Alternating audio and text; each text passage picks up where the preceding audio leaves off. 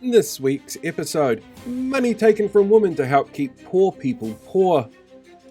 Old man at train station derailed by free speech advocate. Will the US military shoot first and ask questions later? And artists so preoccupied with whether or not they could, they didn't ask if they should. All that and more in this week's The News. Hello there, kia ora, I'm Paul, and oh yeah, I'm on to you. The coalition government released its second budget this week, to much meh from the public. Dubbed the growth budget by Finance Minister Nicola Willis, a number of experts agree the thing it grows will be inequality and rich people bank accounts.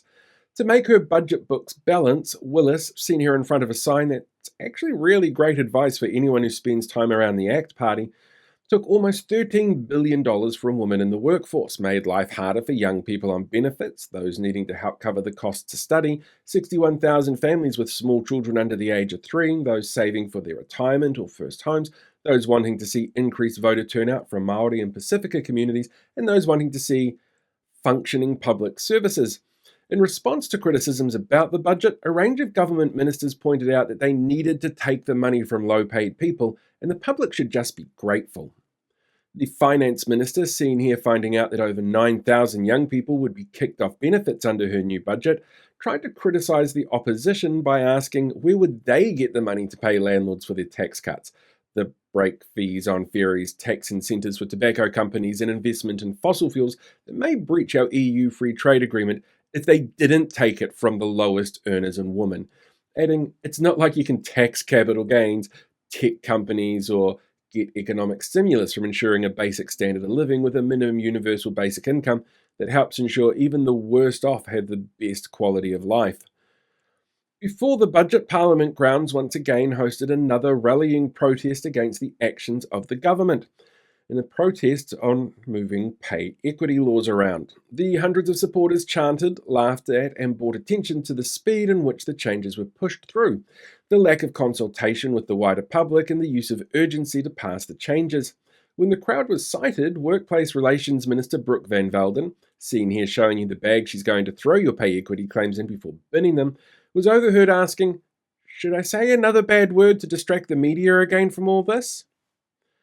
At a post-budget speech in Auckland's Mount Albert Grammar School on Friday morning, Finance Minister Nicola Willis, seen here knowing she doesn't have to worry about pay equity for herself because her salary is set by an organisation that compares the duties and skills of her role with other comparable roles across sectors and governments, has said she expects the workforce for teachers and learning support roles to grow by 1,600 people by 2028.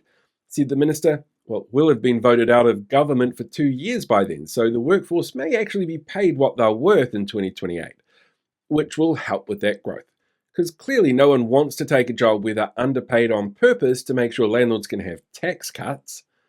Speaking at his first post-budget engagement, the Prime Minister, seen here showing the crowd just how tall Simeon really is, has announced plans to campaign on raising the retirement age in 2026. Said the Prime Minister, since we have gutted government contributions to KiwiSaver, we know young people will need even longer in the workforce to save up for any kind of half-decent retirement. So this is us just giving them more time.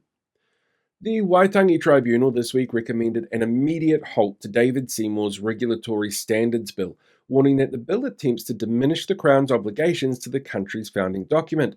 It lacked consultation with Māori and created a deliberately misleading narrative of equality for all before the law, which assumes a level playing field which doesn't currently exist.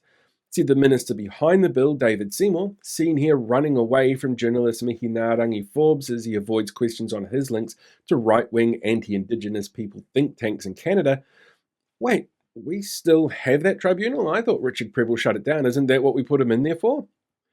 The Prime Minister, seen here trying out the very stable genius Trump diet for world leaders, has come under fire for his comments on a recent Mike Hosking breakfast spot where he said that when the government spots Te Reo Māori being used, they call it out.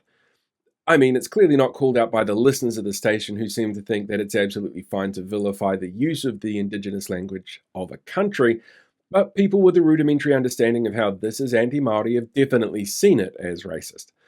Said the Prime Minister, look, we know things like Maori road signs are triggering and that makes them, not the people triggered by them, unsafe. unlike the new signs that we've installed that have more fine print than an insurance contract. A heckler confronted soon-to-be former Deputy Prime Minister, again, Winston Peters, seen here showing his hands aren't shaking, so he's clearly okay to drive, at the Wellington Central train station this week while he and Chris Bishop made an announcement about rail investment to try and sweeten the car crash of a budget. The heckler told the 80-year-old Peters he should retire and called him a wrinkled ballsack. Said a spokesperson for ballsacks, "Hey, we may not be pretty, but at least we have a function." A new report from the Privacy Commissioner shows a growing concern in the public around children's privacy, social media use, and the use of AI in decision-making.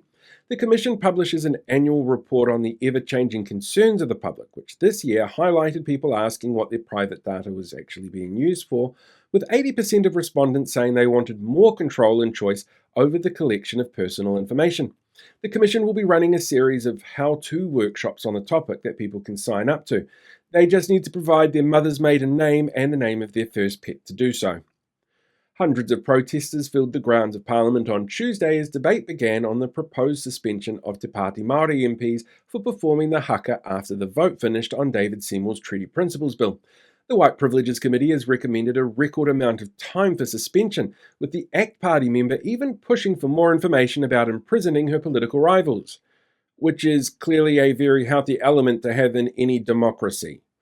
The debate was put off until June after the coalition decided it looked really bad to kick out half of a political party who stand for Indigenous rights as a central tenet of their kaupapa just before the budget, in the same week that the Prime Minister had already admitted to actively removing signs of Māoridom from the country.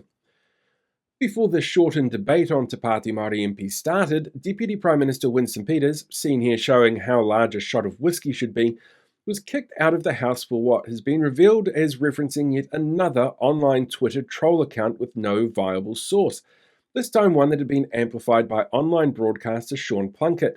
Said Peters afterwards, I know we tell kids, that they are shitty no-hopers without any future who don't understand the value of real work and how the world actually is and shouldn't believe everything that they read online, but, clearly that doesn't apply to me. It's been revealed that Auckland War Memorial Museum is currently losing $19,000 a day as it's forced to stay closed due to the discovery of asbestos in the almost 100-year-old building. To safely reopen, the museum must first remove the substance and be cleared by WorkSafe, while also updating its fire evacuation plan. Said Auckland Councillor Ken Turner, seen here moments after telling another councillor how he signed a joint letter with Voices for Freedom members, far-right group members and local government officials aligned with disinformation groups, demanding the government ignore any future pandemic response advice from overseas organisations like the WHO. Why not let people just deal with the asbestos? At least it's historically accurate. And it's not like we have to listen to scientists when they tell us things are bad. What do they know? Kāinga Ora has announced a further reduction of roles, aiming to cull 620 of them from back office positions and corporate functions. Said a spokesperson for the organisation, when the government isn't building social housing and actively working to stop people from buying their first homes, there's really nothing for us to do all day anyway.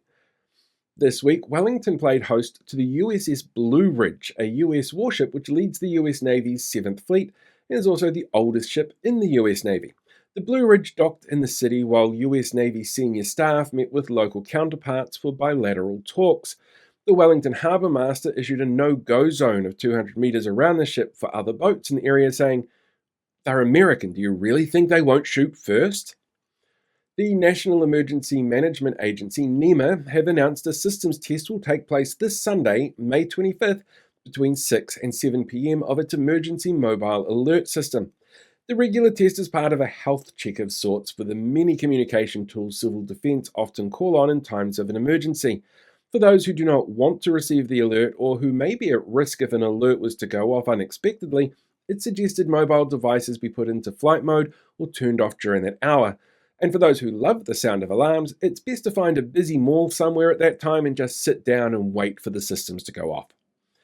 And finally, a new sculpture installed in Toppo as part of a new initiative to highlight the local creative sector has come under fire from some quarters as some funding for the piece was secured from the local council. While funding was secured over a decade ago, like all councils around the country, Toppo District Council is facing rates increases due to the increased costs of infrastructure and government-mandated costs, which has led to some locals questioning if funding this years ago was appropriate for the issues being faced today. The sculpture itself has a sauropod dinosaur shaped like an inflatable toy standing on a geometric rock and represents the town's playful nature, volcanic past, and its place as one of the few areas to have dinosaur fossils found in the country. Toppo Mayor David Troavis said he enjoyed the sculpture because dealing with the people who do nothing but complain about the town and never want to change anything definitely reminded him of Jurassic Park. Once again, I'd like to thank everyone for the support this week. It's really an amazing motivator to keep doing what I'm doing, and together, I know we can make some positive changes. Until next time, live long, prosper, be one with the Force, and I'll catch you guys all next week.